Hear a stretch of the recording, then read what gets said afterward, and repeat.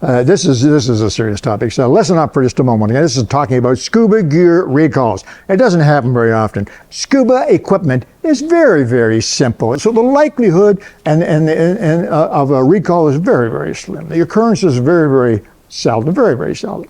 But it does happen.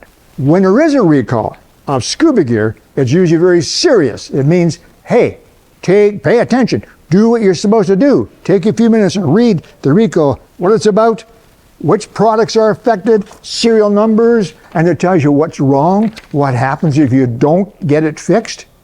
That sometimes is a pretty interesting read. It explains exactly what happens. And maybe more to the point, it explains what happens to you or to me.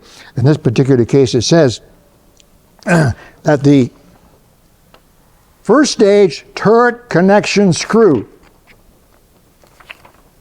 can fail, resulting in complete turret failure. This product may lead to drowning or permanent injury. Drowning is not permanent injury.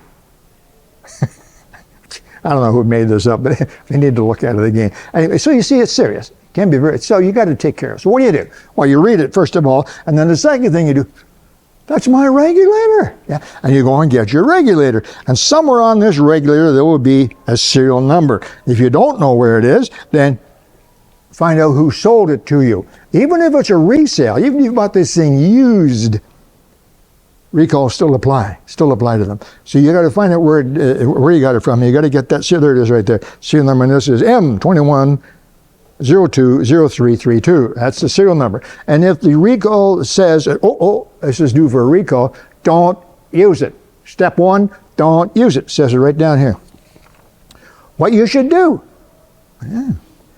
Consumers should immediately stop using the recalled scuba regulators and return for a full refund. I said, where's the beef? Stop using it. Take it back to your LDS, wherever you bought it, give it to them and say, I want a new one. Or a refund, get your money back. You don't get that too often. No.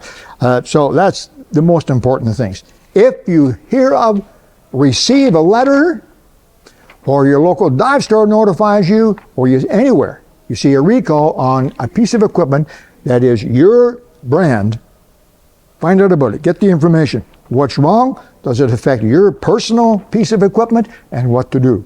Just really simple, guys, really simple. If you receive a notice, see a notice in a dive store, hear about a recall from one of your dive buddies, or online, whatever. If you get any hint at all that there's been a recall, and if the brand in the recall happens to be a piece of your equipment, one, get the information.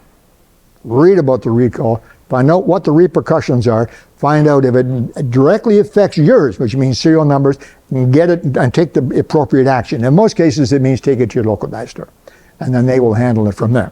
And then when you get it back, you want to get a receipt, make sure it's been done. It all ought to be these days computerized. So if they punch in your serial number at any time in the future, it'll say right there, recall completed on August 6, 2024. Should be in there. Anyway, there you go, guys. Recalls. Don't ignore them. They can be very, very serious. Not common, very serious. Take it from Alec Peirce.